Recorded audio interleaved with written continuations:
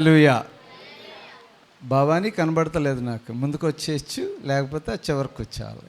ఇంకా ఈ స్తంభం అడ్డొస్తుంది కదా, రైట్. ఇంకెవరు కనబడతలేదు? ఇంకందరికి కనబడుతున్నాను నేను కదా. All right. ఈరోజు చాలా మంచి వాక్య భాగాలు అన్నారు. 3 భాగాలు టైటిల్ చెప్పాలి మీరు. సువార్తల్లో ఎవరిని చూసాము? సువార్తల్లో ఎవరిని చూసాము? యేసుక్రీస్తు ప్రభు వారికి అత్తరును సరిగా వినలేదన్నమాట కరెక్ట్గానే. ఎందుకంటే కన్ఫ్యూజన్లో అడిగాను. నేను ముందు నుంచి అడుగుతలేదు. నేను ఫస్ట్ ఏ వాక్య భాగం చదివారో దాని నుంచి అడుగుతలేదు. చివరి లాస్ట్ భాగం మీరు అందరూ చెప్పి ఉంటారు కదా, బోల్డ్ సార్లు చెప్పుకున్నాం ఈ కథ. కరెక్ట్గా కథ చెప్పేయండి. ఒక పాపాత్మురాలైన స్త్రీ యేసు ప్రభువుకి అత్తరును పూసిన కథ. తన జీవనోపాధి అంతా సమకూర్చి 1 సంవత్సరం కాలం పాటు దాచుకునేంత డబ్బుని అత్తరు మీద ఖర్చు చేసి యేసు ప్రభువుకి వేసేసింది. అందరూ అక్కడ కూర్చున్న వాళ్ళు ఏమనుకున్నారు? ఇంత ఖరీదు ఎందుకు, అమ్మేసి పేదోళ్ళకి ఇస్తే వాళ్ళ సంవత్సర కాలం బ్రతుకుతారు కదా అనుకున్నారు. అది ఫస్ట్ స్టోరీ. సువార్తల స్టోరీ ఏంటి? కరెక్ట్గా చెప్పాలా? మీరు సరిగా చదివి వింటున్నారో లేదో అని టెస్ట్ చేస్తున్నాను అనమాట. విన్నారా? మాసిదోనియాకి ప్రత్యేకమైన కృప ఇవ్వబడిందంట. ఆ కృప ఏంటి చెప్పండి? వారు కష్టంలో ఉన్నప్పుడు దాతృత్వాన్ని ఇచ్చారు. వారు కష్టంలో ఉన్నప్పుడు దేవుని పరిచర్యకు డబ్బులు ఇచ్చారు. ఎప్పుడు ఇచ్చారు డబ్బులు? బోనస్ అందినప్పుడు కాదు. ఎప్పుడు ఇచ్చారు డబ్బులు? స్థలం అమ్ముకున్నాం, ఎక్స్ట్రా డబ్బులు వచ్చినాయి, అది దేవుడికి ఇద్దాం అని కాదు. ఎప్పుడు ఇచ్చారు డబ్బులు? వారు కష్టకాలంలో ఉన్నప్పుడు, అరే పౌలు గారు వచ్చారు, ఆయనకి మనం ఏం చేయాలి? పరిచర్య కోసం డబ్బులు ఇవ్వాలి అని ఇచ్చారు. అది 2వ స్టోరీ. 3వ స్టోరీ ఏంటి? A story of 2 fathers. ఏంటి? 2 తండ్రుల కథ. అబ్రహాము విజనీర్. అతనికి దర్శనం వచ్చింది, అతనికి దేవుని స్వరం వచ్చింది. అతను ఏం చేస్తున్నాడంటే ప్రయాణమై ఊరు అనే ప్రాంతం విడిచి ముందుకు వెళ్ళిపోతామన్నాడు. అయితే అతని సోదరుడు మంచివాడు, తమ్ముడు కొడుకు, బహుశా సోదరుని కొడుకు లోతు, నేను కూడా వస్తాను అని అన్నాడు. అతనిలో ఏం తప్పు లేదు, కూడా బయలుదేరాడు. దేవుడు ఇతనిని ఆశీర్వదించాడు, అతనిని ఆశీర్వదించాడు. చూడండి, మనకు తోడు తప్పకుండా ఉండాలి. ఒంటరిగా ఉండలేం. ఏ ఊరు వెళ్ళినా సరే మనకు తోడు ఉండాలి. చూడండి, మంజుల గారికి వాళ్ళ చెల్లి కూడా వచ్చింది.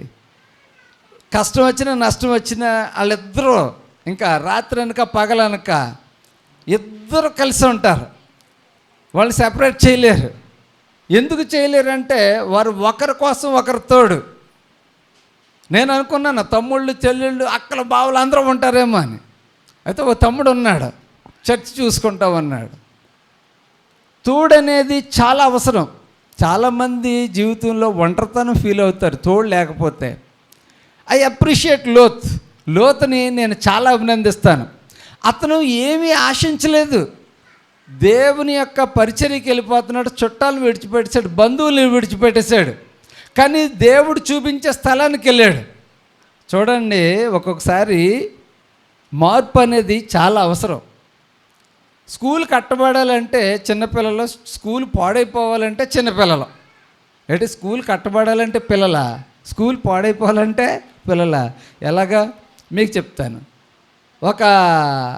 మా చుట్టాలే ఒక కుర్రాడు ఉన్నాడు. నా ఫ్రెండ్స్ని వదిలి నేను రాను అంటే వాళ్ళు ఇల్లు ఖాళీ చేసుకుని వెళ్ళిపోయారు. ఎక్కడికే? ఆ ఊరు వెళ్ళిపోయారు. అక్కడ స్కూల్కి వేసేద్దరు. ఇక్కడ వేరే కుర్రాడు అన్నాడు, చిత్రాడి నుంచి వచ్చాడు. ఇతను ఏమన్నాడంటే అక్కడ స్కూల్ బాగుందనగానే అతని వల్ల వేరే కుర్రాడు వచ్చాడు. చూడండి, కొన్నిసార్లు పిల్లల్ని తోడు తెచ్చుకుంటారు. కొంతమంది ఊరు విడిచి వెళ్ళరు. నేను కొంతమందిని చర్చికి ఆహ్వానిస్తే పుట్టి పెరిగి బాప్తిసం తీసుకుని అందులోనే ఉన్నాను. ఎలా రాను మీ చర్చికి అన్నారు. అవునా, పెళ్ళైనా సరే నువ్వు మీ అత్తరింటి ఉన్న చర్చికి వెళ్ళవా? అప్పుడు ఆలోచిస్తాను. అప్పుడు కూడా కొంతమంది కాపురం వదిలేసి వచ్చేసారట ఓ చర్చికి. ఎందుకంటే మా అయ్యగారు అని చెప్పి కాపురం వదిలేసి నువ్వు వస్తే అక్కడికి రా కాపురం, లేకపోతే రావద్దు. కొంతమందికి ఊరు మారడం ఇష్టం ఉండదు. కారణం ఏంటంటే నా చర్చి, నా బంధువులు, నా స్థలము, నా నా అనే దాని మీద ఉండిపోతారు. అబ్రహాము ఊరు విడిచిపెట్టినప్పుడు తల్లిదండ్రులు విడిచిపెట్టాడు, బంధువర్గాన్ని విడిచిపెట్టాడు. అతనితో లోతు వెళ్ళడం అనేది చాలా సాహసం. అతి తక్కువ మంది వెళ్తారు. ఒకవేళ నువ్వు వెళ్తే వెళ్ళు, నేను తర్వాత వస్తాను, చూద్దాంలే, నీ కోసం ప్రార్థన చేద్దాంలే, ఆలోచిద్దాం. అసలు ఏమి లేదు. ఆ రోజుల్లో బట్టలు మూట కట్టేసుకొని, ట్రంకు పెట్లు ఉండేయో లేదో తెలియదు, గాడిద మీద వేసేసి తీసుకుని వెళ్ళిపోవడమే తోలుకొని. ఎక్కడ ఖాళీ ఉంటే అక్కడ గుడారం వేసుకోవడమే. ఈ రోజుల్లో ఆక్యుపై చేసుకుంటారేమో అని గొడవలు ఉన్నాయి. మరి ఆ రోజుల్లో లేవు అలాంటివి, విస్తారంగా ఉండే స్థలాలు. అప్పుడు ఏం జరిగింది తెలుసా? ఇద్దరు కూడా అభివృద్ధి పొందడం మొదలుపెట్టారు. లోతుకి ఆస్తి పెరుగుతుంది, అబ్రహాంకి పెరుగుతుంది. ఇద్దరు దేవుని బిడ్డలు బాగానే ఉన్నారు. కానీ వారి దగ్గర పని చేసే వాళ్ళకి గొడవలు మొదలైనవి. చూడండి, లోకస్తులు దెబ్బలాడుకుంటే గొడవ ఏమీ లేదు. దేవుణ్ణి నమ్ముకున్న వాళ్ళు దెబ్బలాడుకున్నారనుకోండి, అందరూ కూడా సినిమా చూసినట్టు చూస్తారనమాట. అబ్బా, వీళ్ళు అంత చక్కగా పాటలు పాడతారో, అంతే చక్కగా బూతులు తిడతారు. ఎంత చక్కగా బైబిల్ చదువుతారు, అంతే చక్కగా వారు ఒకరిని ఒకరు విమర్శించుకుంటూ ఉన్నారు. వెంటనే అబ్రహాం అన్నాడు, ఇది మనకి మంచి సాక్ష్యం కాదు. ప్రియమైన స్నేహితులారా, ఒకవేళ మీరు తిట్టగలిగి ఉన్నా, జగడం ఆడకపోవడమే మంచిది అని బైబిల్ చెప్తా ఉంది. నేను కొట్టగలిగి ఉన్నా, నేను కొట్టకుండా ఉండడమే మంచిది అని చెప్తుంది బైబిల్. పేతురు రాసిన పత్రికలు అంటాడు, క్రీస్తు నిమిత్తము మీరు నిందింపబడి హింసించబడిన ఎడల మీరు ధన్యులు. మీరు మంచి కోసం హింసించబడుతున్నారు, మీరు ధన్యులు అంటూ ఉన్నారు. నీతి నిమిత్తము హింసించబడి వారు ధన్యులు, పరలోక రాజ్యము వారిది. సోదరుడు లోతు, నీవు నేను దెబ్బలాడుకుంటుంటే, నీ పనివారు నా పనివారు దెబ్బలాడుకుంటుంటే లోకం ఏం చేస్తుంది తెలుసా? వింతగా చూస్తుంది. They are living in a foreign land. వారు సొంతూరులో లేరు, వారు బయట దేశంలో ఉన్నారు. అక్కడ అందరూ చూస్తూ ఉన్నారు. చూడండి, మనము ఇక్కడికి వచ్చాము. ఇప్పుడు క్రైస్తవులంగా ఒక సంఘంగా కట్టబడ్డాం. ఇప్పుడు మీరు నేను దెబ్బలాడుకుంటున్నాం అనుకోండి, ప్రజలు ఏమనుకుంటారు? వీళ్ళు ఆత్మతో నింపబడి దెబ్బలాడుకుంటున్నారా అనుకుంటారు కదా. కాబట్టి వీ షుడ్ నాట్ ఫైట్. మనము దెబ్బలాడుకోకూడదు. ఇదిగో ఎవరు అబ్రహాము ప్రపోజల్ చూడండి. నీవు ఉత్తరానికి వెళ్తావా, నేను దక్షిణానికి వెళ్తాను. నీవు తూర్పుకు వెళ్తావా, నేను పరమడికి వెళ్తాను. అబ్బా, ఎంత చక్కని గివింగ్ అవుట్. తన సోదరుడి కోసం త్యాగం చేస్తామన్నాడు. ఈ రోజుల్లో ఎవరైనా వారి తమ్ముడు కోసం, లేకపోతే సోదరుడు కోసం, సొంత సోదరుడు కాదు, తమ్ముడు కొడుకు, ఎవరైనా త్యాగం చేసేవాళ్ళు ఉన్నారా? అడుగు స్థలం పోనెవరు. నేను చాలాసార్లు చెప్పాను, లా కేసుల్లో అంటే కోర్టులో ఒక తాడి చెట్టు కోసం పొలాన్నే పోగొట్టుకున్న వాళ్ళు చాలామంది ఉన్నారు. కేసు వేశారు. రెండు అన్నదమ్ములు, సొంత అన్నదమ్ములు. ఆ తాడి నా భూమిలోకి రావాలి, ఈ తాడి నా భూమిలోకి రావాలి. ఆ తాడి కోసం ఏం చేశారంటే ఎంతకన్నా వెళతామని కోర్టులో కేసు వేశారు. లాయర్ ఫీజు ఇవ్వాలి, కోర్టు ఫీజు కట్టాలి, ట్రాన్స్పోర్టేషను, అక్కడ మళ్ళీ పూర్వం ఏంటంటే సిటీ నుంచి పల్లెటూరు నుంచి సిటీకి ట్రావెల్ చేయాలి, అక్కడ భోజనం ఖర్చులు, ఇవన్నీ చూసుకుంటే ఇతను ఆఖరికి పొలం తాకాటేసుకుని అమ్మేసుకుని కోర్టు కట్టి ఫైనల్గా తాడి చచ్చిపోయింది. కోర్టులో కేసు మాత్రం అలాగే ఉంది. ఇద్దరు పేదోళ్ళు అయిపోయారు. ప్రియమైన స్నేహితులారా, జగడానికి వెళ్ళకూడదు. అధ్యక్షుడగువాడు యొక్క క్యారెక్టరిస్టిక్ ఏంటి తెలుసా? జగడమాడకూడదు. ఈ రోజుల్లో జగడమాడడం చాలా ఫ్యాషన్. ఒక రీల్ అప్పట్లో ఒకటి వచ్చింది, ఇప్పుడు ఉన్నదో లేదో నాకు తెలీదు. అప్పుడప్పుడు వాట్సాప్లో వస్తూ ఉంటాయి కదా బూతులు. ఇది ఆడవాళ్ళు కొళాయి దగ్గర లేకపోతే ఈ గొడవలో ఇద్దరు దెబ్బలాడుకుంటూ ఉంటారు, చీర పైకి ఎగ్గడేసుకుని ఇలా చేతులు ఊపేసుకుని చేసేస్తూ ఉంటాయి. ఈ కల్చర్ మనకు అంతరించిపోతుంది, దాన్ని పెంచి ప్రోత్సహించాలంటూ ఉన్నారు. ఏ కల్చరు? ఇలాగ దెబ్బలాడేసుకోవడం, రాయే అని కొట్టేసుకోవడం. ఆ కల్చర్ అంటే అంతరించిపోతుందంట. ఎందుకంటే ఇప్పుడు కొళాయిలు ఇంట్లోకి వచ్చేసినాయి. ఇంతకు ముందులాగా రోడ్డు మీద పట్టుకునే అవకాశం లేదు. ఇప్పుడు ప్రహారీలు వచ్చేసినాయి ప్రతి ఇంటికి. ఈ స్లమ్ అనుకుంటారు కానీ స్లమ్ కూడా ప్రహారీలు వచ్చేసినాయి ఇంటి చుట్టూరు. ఇంతకు ముందులాగా నీ నీళ్ళు ఎలాగ వస్తున్నాయి, నా నీళ్ళు ఎలాగ వస్తాయి కేకలు వేసేసుకుని పచ్చి బూతులు తీటేసుకుంటూ ఉండేవారు. ఆ కల్చర్ అంతరించిపోతుందంట. అందుకని ఏం చేయాలంట, మనం కాపాడాలంట ఆ కల్చర్ని. దేవుని బిడ్డలారా, మనము జగడానికి వెళ్ళకూడదు అని చెప్పారు. న్యాయపరమైన ఏదైనా ఉన్నట్లయితే న్యాయంగానే దాన్ని తీర్చుకోవాలి. అబ్రహాము చాలా చక్కని ఆలోచన చేస్తూ ఉన్నాడు. తన సోదరుడితో అంటున్నాడు, నువ్వు తీసుకో, ఏం కావాలో తీసుకో. దేవునికి స్తోత్రం, హల్లెలూయా. అంత మంచిగా చెప్పే అన్నయ్యలు ఎవరన్నా ఉన్నారా? అంత చక్కగా చెప్పే కొడుకులు తండ్రులు ఎవరైనా ఉన్నారా? తండ్రులు అంటారు, ఇది నా ఆస్తి, నాకు ఇష్టమైతే నీకు ఇస్తాను, లేకపోతే లేదంటాడు. అంతే, కొడుకు కోపం వచ్చేస్తుంది. అంతే, ఇద్దరికి గొడవలు అయిపోతూ ఉంటాయి. కొడుక్కి తండ్రికి ఎప్పుడు పడదు అంతే. అది ఎందుకు పడదు అనేది అది తెలియదు. కారణం ఏంటంటే ఇద్దరికి వయసులో తేడా, ఎడ్యుకేషన్లో తేడా, కల్చర్లో తేడా, కమ్యూనికేషన్ తేడా, చాలా తేడాలు ఉన్నాయి. వాళ్ళ స్థాయికి కొడుకన్నా ఎదగాలి, లేకపోతే కొడుకు స్థాయికి తండ్రి అన్నా దిగి రావాలి. తల్లికి కూతురికి పడదు. కారణం ఏంటంటే వాళ్ళ ఆలోచనలు వేరు, వీళ్ళ ఆలోచనలు వేరు. ఎప్పుడు అలాంటి డిఫరెన్సెస్ ఎప్పుడు ఉంటాయి. కానీ బైబిల్ ఏం చెప్తుంది తెలుసా? మనమట సమాధానపరచువారు ధన్యులు, వారు దేవుని బిడ్డలు అంటారు. దేవునికి స్తోత్రం, హల్లెలూయా. వారు దేవుని చూస్తారు అంటారు. ఇది ఎ స్టోరీ ఆఫ్ 2 fathers. వాళ్ళు లోతు, అబ్రహాము. వాళ్ళు మనకు మాదిరిగా ఉన్నారు. మన కుటుంబ సమస్యల్లో కూడా సమాధానం అనేది చాలా అవసరం. ఒకవేళ రోడ్డంతా బూతులు తిట్టుకుంటూ వెళ్తే చక్కగా మనం ఈ రోజుల్లో చక్కని ఆడియో రికార్డింగ్లు వచ్చినాయి, పెట్టుకుని వింటా ఉన్నాం అనుకోండి, అది మన సాక్ష్యాన్ని పోగొడుతుంది. కాబట్టి మనం ఏం మాట్లాడుతున్నాం, ఏమి పాటలు పాడుతున్నాం, మనం ఏ విధంగా జీవిస్తున్నాం, ప్రతిదీ రికార్డ్ అవుతూనే ఉంది. ఒకవేళ నీ దగ్గర రికార్డ్ అవుతలేదేమో, ఇలా వెళుతున్నారనుకోండి, ఇంటి దగ్గర రికార్డ్ అవుతుంది. ఇప్పుడు అన్ని చోట్ల సీసీ కెమెరాలు వచ్చేసినాయి. మసీదులో సీసీ కెమెరాలు, జంక్షన్లో కెమెరాలు. ఎవరైనా ఏదైనా యాక్సిడెంట్ అయితే ఇంతకుముందు ఎలాగో జరిగిపోయింది అనేవారు. అక్కడ మీట నొక్కితే వెంటనే అది ఆ డ్రైవర్దా ప్రాబ్లము, వెళ్ళేవాడిదా ప్రాబ్లం అనాలిసిస్ చేసి 2 నిమిషాల్లో చెప్పేస్తూ ఉన్నారు. ప్రియమైన స్నేహితులారా, దేవుని బిడ్డలైన వారు సమాధాన పరులుగా ఉండాలి, ఇచ్చువారుగా ఉండాలి. ఇక్కడ అబ్రహాము తమ్ముడు కోసం సాక్రిఫైస్ చేశాడు. అలాంటి త్యాగబుద్ధి ఎవరికొన్నది? బైబిల్ ఎప్పుడు చాలా క్లియర్గా చెప్తోంది. దేవునితో భక్తిని ఎక్సర్సైజ్ చేయాలంటే ఒక కృప ఏంటంటే ఇచ్చేది కూడా ఒక కృపేనట.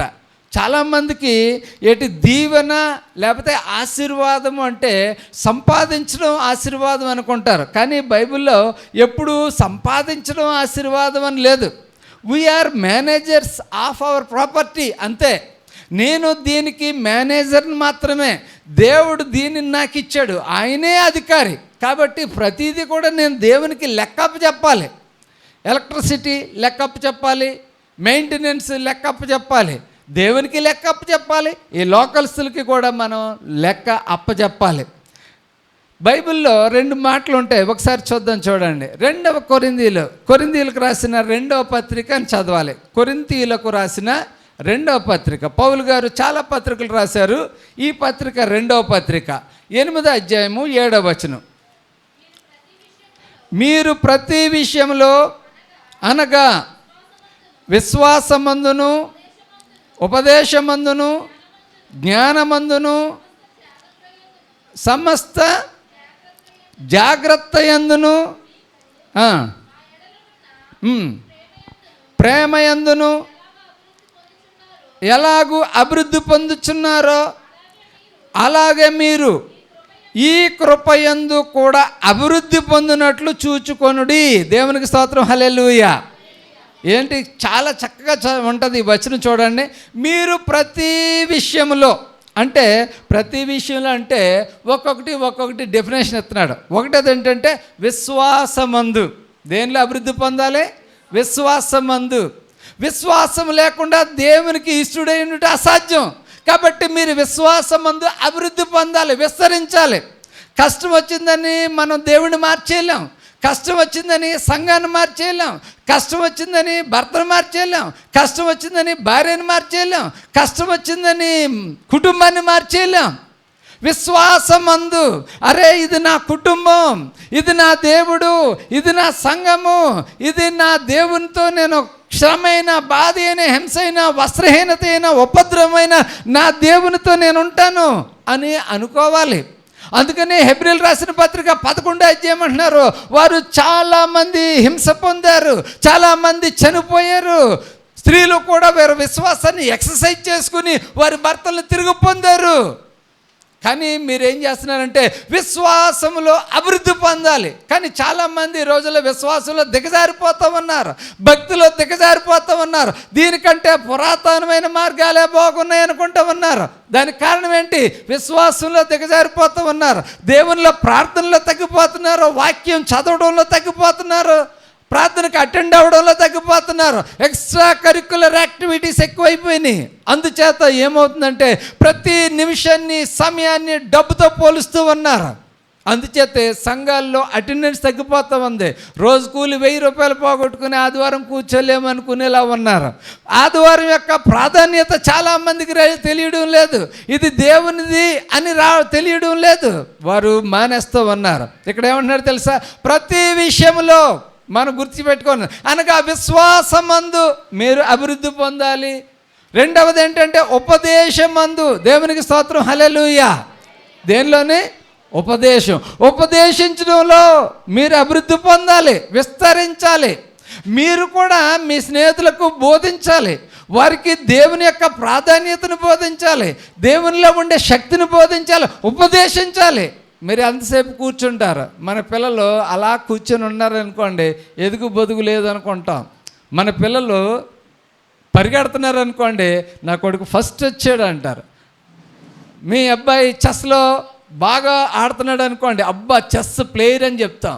క్యారమ్స్ బాగా ఆడుతున్నాడు అనుకోండి, క్యారమ్స్ ప్లేయర్ అని చెప్తాం. వాళ్ళు నాలెడ్జ్లో బాగున్నారనుకోండి, ఏదైనా ఒక విషయం కోసం చెప్తున్నారనుకోండి, అబ్బో నీకు భలే విషయాలు తెలుస్తున్నాయి అంటాం. అతను నాలెడ్జ్లో ఎదుగుతూ ఉన్నాడు, అతను తిరిగి చెప్పగలుగుతూ ఉన్నాడు. ఇప్పుడు మన ప్రియమైన సంఘస్థులారా, మీరందరూ కూడా చెప్పగలిగి ఉండాలి, మీ బిడ్డలకు చెప్పాలి. అందుకనే సెల్ గ్రూప్స్ స్టార్ట్ చేస్తూ ఉన్నారు. అంటే మీ ఇంటి దగ్గరే ఒక ప్రార్థన పెట్టుకోవాలి. ప్రతిరోజు సాయంకాలం ప్రార్థన జూమ్లో కలుసుకుంటున్నారు, కానీ మీరు ఒంటరిగా ఉన్నారు. కుటుంబ సభ్యులతో, ఇరుగు పొరుగు వారితో ఒక ప్రార్థన ఏర్పాటు చేసుకోవాలి. అక్కడ ఆ విధంగా అక్కడ మీకు బోధించే అవకాశం దొరుకుతుంది. చక్రవర్తి గారు చక్కగా బోధిస్తారు, శాంసన్ గారు బోధిస్తారు, మురళి గారు బోధిస్తారు. వారి పక్కన ఇంతకుముందు నేనేం చేసేవాడిని అంటే, మా చిన్నప్పుడు అచ్యుతాపురం అనేటప్పుడు మా నాన్నగారు పాస్టర్ గారు ఎక్కడో చర్చ్ ద్వారకా నగర్లో ఎక్కడో ఉండేది, డ్రమ్ మాత్రం ఇంట్లో ఉండేది. ఆ డ్రమ్ కొడుతూ నేను పాటలు పాడుతూ ఉంటే పక్కనున్న పిల్లలు వచ్చి కూర్చునేవారు. అంటే రోడ్డు పక్కనే ఉండేది మా ఇల్లు, కూర్చునేవారు, అవకాశం తీసుకునేవారు.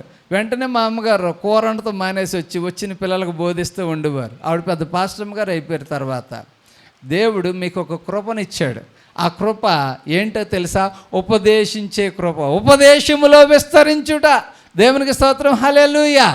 మీరు మీ కుటుంబాల్లో ఈ ప్రార్థన లేకపోతే ప్రతి వారంలో 2 రోజులు పెట్టుకోండి. ఈరోజు రాత్రి మా ఇంటి దగ్గర ప్రార్థన. అప్పుడు మీ ఇంట్లోనే మీరే చక్కని బోధకురాలు అవుతారు, మీరు బైబిల్ చదువుతారు, బైబిల్ స్టడీ. ఇది మీకు అర్థం కాకపోతే ఇది తెలుసుకుని చెప్తాను, ఇది అని మీరు చెప్తా ఉన్నారనుకోండి, ఎంత బాగుంటుంది, పెద్ద పాశ్రమ గారులు అవుతారు. అంతేకాదు దేవుని కృప మీలో విస్తరిస్తుంది. ఆ విధంగా వారిని సంఘానికి ఇంకా తోడుకుని రావచ్చు. చాలామంది ఏం చేస్తున్నామంటే, నేను రక్షించబడ్డాను చాలులే, ఇంకా వాళ్ళకి ఎందుకు అనుకునేలా ఉంటామన్నారు. మనకు తెలిసింది సరిపోదు, మనము నేర్చుకోవాలి. కొన్నిసార్లు కొంతమంది ప్రార్థన చేస్తూ ఉన్నప్పుడు నేను ఆశ్చర్యపోతూ ఉంటాను. ఎంత చక్కగా ప్రార్థన చేస్తున్నారు, విస్తరించి ప్రార్థన చేస్తూ ఉన్నారు, దేవుని వాగ్దానాలను రిపీట్ చేస్తూ ఉన్నారు, బైబిల్ వాక్యాలను వాళ్ళు ప్రార్థనలో రిపీట్ చేస్తూ ఉన్నారు. అంటే ఏం చేస్తున్నారంటే వారు ఎంతగా ఇంటి దగ్గర మోకరించి ప్రార్థన చేస్తున్నారు, ఎన్నిసార్లు ప్రార్థన చేస్తూ ఉన్నారు. ప్రార్థన ఊరకనే రాదు. కొంతమందికి ప్రార్థన రాదు. కారణం ఏంటి తెలుసా? వారు ఎక్సర్సైజ్ చేయరు.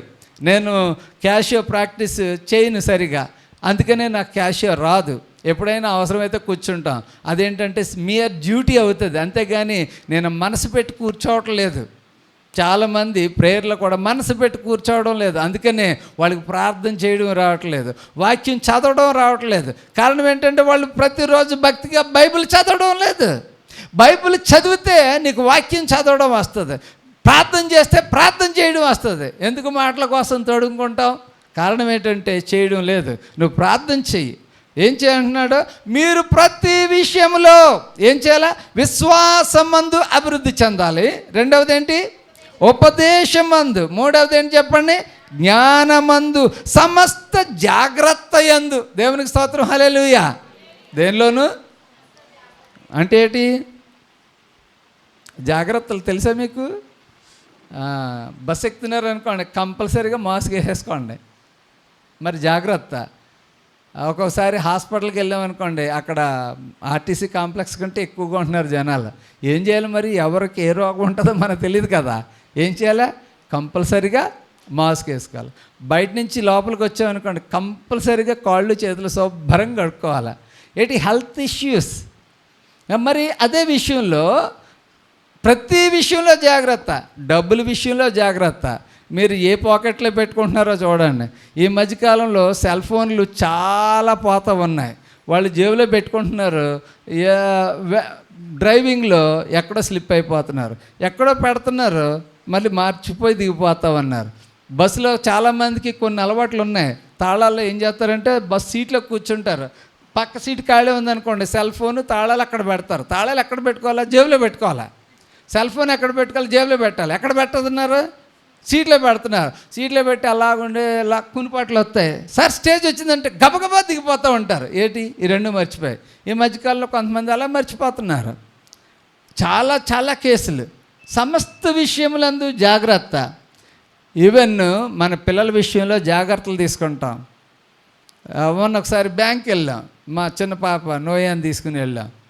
నేను డబ్బులు డ్రా చేస్తున్నాను, కానీ ఆ పాపని చూడడంలో నేను అసలు కాన్సన్ట్రేషన్ చేయలేకపోతున్నాను. కారణం ఏంటంటే చాలా అల్లరిగా ఉంటుంది. ఎప్పుడు బయటికి వెళ్ళిపోయింది అనుకోండి, అంతే 2 సెకండ్లో దాటేస్తుంది. కాబట్టి ఏం చేయాలా? జాగ్రత్త. పిల్లల విషయంలో జాగ్రత్త. అది సాక్ష్యాలు వింటూ ఉంటారు కదా, పాపం అంతా అన్నం వడ్డించుకుంటే పప్పు చారులో పడిపోయారు, కాలిపోయింది. మొన్న పెద్దాపురాన్ని చుట్టాలు అతను లేక పుట్టాడు కొడుకు, అయితే సాంబార్లో పడిపోయాడు, వెనకాలంతా కాలిపోయింది. చాలా బాధ అయిపోయింది. కారణం ఏంటి? వాళ్ళు జాగ్రత్తలు తీసుకున్నారు, కానీ ఒక్క క్షణం చాలు సాంబార్లో పడిపోయాడు. చాలా బాధ. కొన్నిసార్లు మనం ప్రతి విషయంలో జాగ్రత్తలు ఉండాలి. ఈవెన్ సంఘ పరిచర్యలో జాగ్రత్తలు ఉండాలి. లేకపోతే విశ్వాసాలు జారిపోతూ ఉంటారు. మన మాటలు జాగ్రత్తగా ఉండాలి, మన చూపులు జాగ్రత్తగా ఉండాలి, మన బైబిల్ ప్రార్థనలు జాగ్రత్తగా ఉండాలి. ఎవరికోసమన్నా కొంచెం ఒకసారి ఒకళ్ళు ప్రార్థన చేశారంట. ఏంటి? ప్రభా నీ సన్నిధిలో నేను దుమ్ము ధూళి పందిని ఎలా ప్రార్థన చేస్తే, ఇక పంది అని కాల్సిన. అదేంటి నేను పంది అని? నువ్వే కదా ఇందాక నేను పందిని ప్రభా, దుమ్ముని ప్రభా, ధూళిని ప్రభా అన్నావు. అందుకని పబ్లిక్లో ప్రార్థన చేసినప్పుడు కొన్ని పదాలు చాలా జాగ్రత్తగా మనం వాడాల్సిన అవసరం ఉంది. ఒక ఆయన మల్లెపూల కోసం చెప్పాడు, అంతే. దుమ్ము దులిపేస్తున్నారు అందరూ. ఏదో అక్కడ చెప్పిన సందర్భం వేరు, వీళ్ళు తీసుకునే సందర్భాలు వేరు. ఎందుకు వచ్చినాయి గొడవలన్నీ?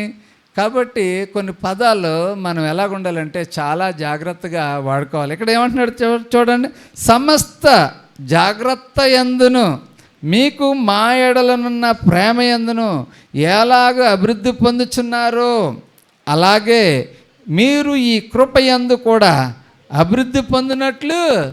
ఏ కృప ఇది? ఏ కృప అంటే ఇక్కడ చూడండి 2వ అధ్యాయము, అదే 2వ వచనం, 8వ అధ్యాయము మొదటి 2 వచనాలు చదువుదాం. సహోదరులారా, మాసిదోనియా సంఘములకు అనుగ్రహింపబడిన దేవుని కృపను గురించి మీకు తెలియజేయుచున్నాను.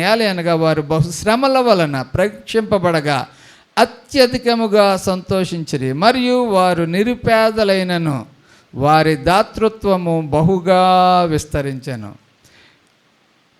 ఈ కృప విషయంలో, ఏ కృప? దాతృత్వము అనేది ఒక కృప. దేవునికి స్తోత్రం, హల్లెలూయా. ఏంటది? దాతృత్వం అనేది ఏంటండి? ఒక కృప.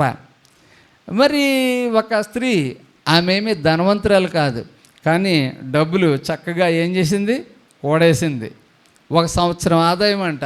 అంటే ఈ రోజుల్లో ఒక పేదవాని యొక్క సంవత్సర ఆదాయం 2 లక్షలు అనుకుందాం. 2 లక్షలు ఒకసారి ఇవ్వడం అంటే మాటలా? చాలా. లేకపోతే ఒక పేదవాని సంవత్సరాదాయం అనేసి ఆధార్ కార్డులో వస్తూ ఉంటుంది, లేకపోతే ఏంటది ఆదాయపు కార్డులో వస్తుంది. 1,50,000 అనుకోండి. కానీ అంత ఇవ్వడం అనేది ఎంత కష్టం. నేను విశాఖపట్నాన్ని పనిచేసినప్పుడు చాలామంది పెద్ద చర్చ్, ఎంతకంటే పెద్ద చర్చ్, అందరూ బోట్స్ దాంట్లోనే షిప్ యార్డ్ ఇలాంటి వాటిలో పనిచేసే వాళ్ళు, ప్రొఫెసర్లు అందరూ ఉండేవారు. నేను ఒక గ్రీక్ ప్రొఫెసర్గా ఉండేవాడిని. చక్కగా వెళ్ళి ఆ చర్చిని నడిపించడం చాలా హ్యాపీగా ఉండేది. ఎందుకంటే అందరూ టైలు కట్టుకుని కూర్చుంటారు కదా, మంచి డబ్బున్న వాళ్ళు, మంచి పలుకుబడి ఉంటుంది. ఓకే, ఉపవాస కోటాలు పెట్టే సమయం వచ్చింది. అందరూ కూడా డబ్బులు వేసుకోవాల్సిన సమస్య వచ్చింది. అందరూ మీరెంత వేసుకుంటారు. ఆ రోజులు అంటే ఇంచుమించు 20 సంవత్సరాల క్రితం కోసం నేను చెప్తున్నాను. అప్పుడు 100 అని ఒకళ్ళు, 200 అని ఒకళ్ళు, 500 అని ఒకళ్ళు, అలాగే అందరూ వేసుకున్నారు. అయితే ఇంకా ఫైనల్ డే ఉపవాస కోటాలకు ముందు రోజు వచ్చింది. కమిటీ అంతా కూర్చున్నప్పుడు ఒక సహోదరి తీసుకొచ్చి ఎంత మూట ఇచ్చింది. మూట చిల్లరే, అంతేకాకుండా 10 రూపాయలు, 50 రూపాయలు, 100 రూపాయలు అన్నీ కలిపి ఇంత మూట ఉంది. ఆ మూట ఇప్పినప్పటికీ, ఏంటమ్మా ఇదంటే, ఉపవాస కోటాల కోసం నేను దాచిన డబ్బులండి, ఎంతో నేను లెక్క పెట్టలేదు. ఆ డిబ్బి అలా పగలగొట్టి ఈ జైబురం మాల్లో మూట కట్టి తీసుకొచ్చి ఇక్కడ పెట్టాను. ఆమె విధవరాలు, ఆమెకి పిల్లలు లేరు, టైలరింగ్ చేసుకుంటుంది. అయితే మేము అసలు వచ్చి ఆ మూల ఎక్కడో కూర్చుంటుంది. ఎప్పుడైనా ప్రతి ఆదివారం చిన్న సాక్ష్యం మాత్రం కంపల్సరీ చెప్తుంది. సరే, అయితే తమ్ముడు ఉన్నాడు, ఒక తమ్ముడు, మంచి కుటుంబం. అయితే ఆ మూట చూసినప్పటికీ నేను ఆశ్చర్యపోయి అంతా లెక్క పెట్టారు. 3,000 రూపాయల కంటే పైనగా ఉన్నది. అక్కడున్న వారందరికంటే ఆ రోజు అత్యధికమైన కానుక ఆ డబ్బు. నేను చూసి చాలా సంతోషించాను, దేవుని స్తుతించాను. ప్రియమైన స్నేహితులారా, దానిలో ఆమె విశ్వాసం కనబడుతుంది. ఉపవాస కూడిక కోసం నేను ఎంత ఇవ్వగలను అని ఆమె దానికోసం ఆలోచిస్తూ ఉంది, ప్రార్థన చేస్తూ ఉంది, కానుకేస్తూ ఉంది. ఒకవేళ అంతా కలిసి ఒకసారి ఇమ్మంటే నేను ఎక్కడ ఇవ్వగలను అని చెప్పేసి ఆమె ఏం చేస్తుందంటే దేవుని కోసం దాస్తూ ఉంది. బహుశా మార్కు సువార్త 14వ అధ్యాయంలో ఉన్న స్త్రీ కూడా అలాగే చేసిందేమో. యేసు ప్రభువు కోసం నేనేం చేయగలను? నాలో ఉన్న 7 దెయ్యాలు, 10 దెయ్యాలు, అన్ని దెయ్యాల్ని వెళ్ళగొట్టేసాడు ఆయన. నా సోదరుడు కుష్ఠరోగి, అతను బాగు చేశాడు. అతను చనిపోయాడు, కానీ తిరిగి లేపాడు ఆయన. ఇన్ని అద్భుతాలు చేసిన ఆ దేవునికి నేను ఏం చేయను అని మగ్దలేని మరి ఆలోచిస్తూ ఉంది. ప్రియమైన సహోదరులారా, మన దేవుడు మన కోసం చేసిన దానికి మనం ఏం చేయాలి? ఇది దేవుని ఎడల మన దాతృత్వం. Developing life with God. దేవునితో మన యొక్క జీవితాన్ని అభివృద్ధి చేసుకోవడం గురించిన ఆలోచన. మనకి సమయం లేదు, కానీ మరి ఎన్నో విషయాలు మనం చెప్పుకోవచ్చు. దైవభక్తిని డెవలప్ చేసుకోవాలనుకుంటే కేవలం ప్రార్థన చేయడం మాత్రమే కాదు, కానీ దేవునికి ఇవ్వడంలో కూడా మనం సమానంగా ఉండాలట. అసలు దేవునికి ఇవ్వడం అనేది ఎక్కడి నుంచి ప్రారంభమైంది? ఎవరైనా చెప్తారా? దేవునికి ఇవ్వడం అనేది ఎక్కడి నుంచి ప్రారంభమైంది? కరెక్ట్గా ఎవరికి తెలుసో కనుక్కుందాం.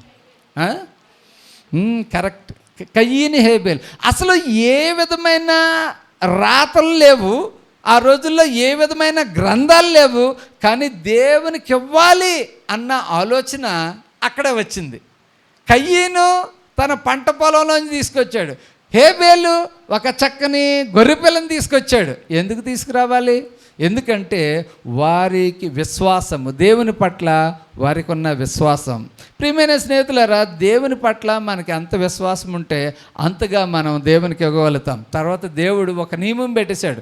ఫస్ట్ ఫ్రూట్, దేవునికి ప్రథమ ఫలం ఇవ్వాలి అని నిర్గమాకాండంలో ఒక నియమం పెట్టేశాడు. ఎందుకు పెట్టేశాడు అంటే ఇదంతా ఒక కవనెంట్ అంటే దేవునితో ఒక నిబంధన, ఒక ఒడంబడిక.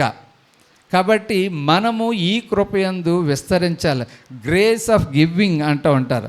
అంతేకాదు ఆఖరుగా అపోస్తుల కార్యాలు 20వ అధ్యాయము 35వ వచనం చూడండి. మరియు శిష్యులను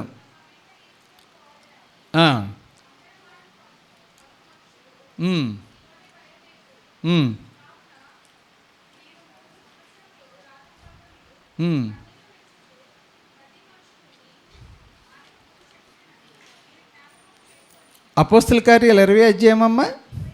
ఓకే, ఇప్పుడు 20వ అధ్యాయము చూడండి, చదువుతాను. 32వ వచనం చదవండి.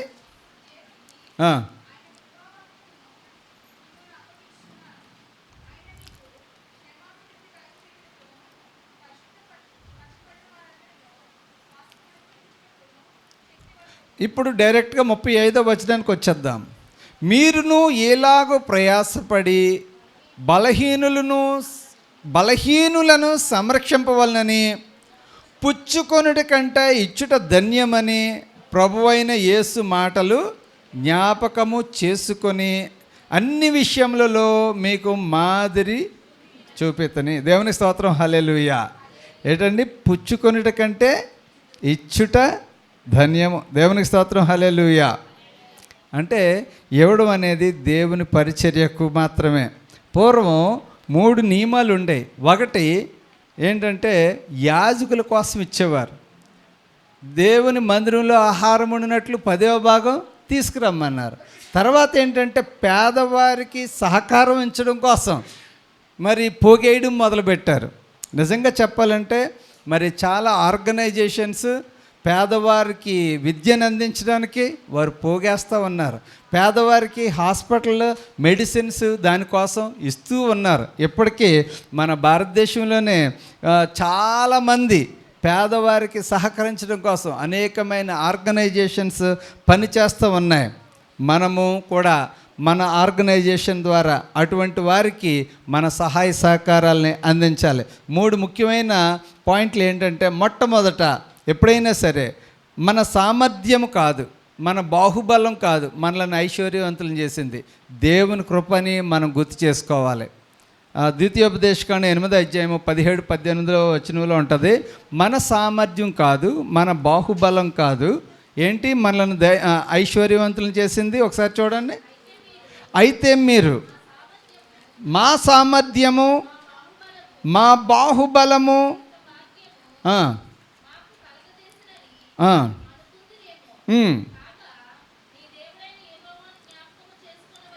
చూడండి, చాలామంది అనుకుంటారంటే బాగా పెద్దోళ్ళు అయిపోయిన తర్వాత ఇది మా సామర్థ్యము, మా బాహుబలము, ఎంత భాగ్యము మాకు కలుగు చేసినని అనుకుందురేమో.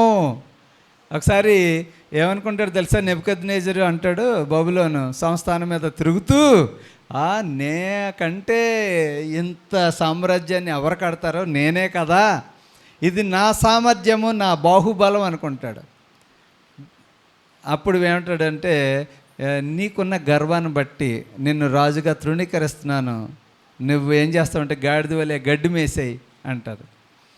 యోబు ఏమంటాడంటే, నేను తల్లి గర్భంలోంచి దిగంబరిగా వచ్చాను, దిగంబరిగానే వెళ్ళిపోతా ఉన్నాను. నిజానికి నేను తీసుకొచ్చింది ఏమీ లేదు. ఎంత ఆస్తిపరులను చేసింది అంటే అది కేవలము దేవుని కృపని మనం గుర్తుపెట్టుకోవాలి. దేవునికి స్తోత్రం, హల్లెలూయా. కాబట్టి దేవుని యొక్క వాక్యంలో మనం చూసినప్పుడు మొట్టమొదటిగా యాజకుల కొరకు దేవుని వాక్యం చెప్తుంది ఇవ్వాలి. రెండవది పేదవారికి సహాయం చేయడం కోసం ఇవ్వాలి. మూడవది ప్రేమ విందు కోసం మనం ఇస్తూ ఉండాలి. పేదవారికి సహాయం చేయడం కోసం చూసాము, ప్రేమ విందు కోసం కూడా ఇవ్వాలట. అయితే ఈ మధ్యకాలంలో ఈ దశంభాగాలని ఇవ్వడం అని యూట్యూబుల్లోనూ ఇతర ప్రాంతాల్లోనూ తెగ చెప్పేస్తూ ఉన్నారు. దశంభాగం అనేది నథింగ్ బట్ ఒక టైటిల్ అంతే. అంతేగాని దేవునికి ఇవ్వడం కోసం మనం పెట్టుకున్న ఒక పేరు. ఒకప్పుడు అది ఇశ్రాయేలు ప్రజలకు ఒక నియమం, నిబంధన. ఇప్పుడు అలాంటి నియమ నిబంధనలు లేవు. దేవునికి ఇవ్వడం కోసం మనం కూడా పెట్టుకున్న ఒక పేరు అంటే, అయ్యో దశంభాగం ఇవ్వాలి దేవునికి, ఉద్యోగం చేస్తున్నాం అయితే దశంభాగం ఇవ్వాలి దేవునికి, ఫస్ట్ జీతం దేవునికి ఇవ్వాలి, ఇవ్వాలంటివన్నీ అని దేవుని ఎడల మనకున్న ప్రేమ, భక్తి, ఆ విషయాన్ని మర్చిపోకూడదు. కాబట్టి ఈరోజు మనం 3 స్టోరీస్ మనం విన్నాం. మాసిదోనియా ప్రజలు కష్టంలో కూడా దేవుని పరిచర్యకి ఇచ్చారు. ఒక స్త్రీ పేదరాలు తను జీవితం అంతా కష్టపడి ఒక మంచి అత్తరును యేసుక్రీస్తు ప్రభు వారికి ఇచ్చింది. అబ్రహాము ఏం చేస్తున్నాడు తెలుసా?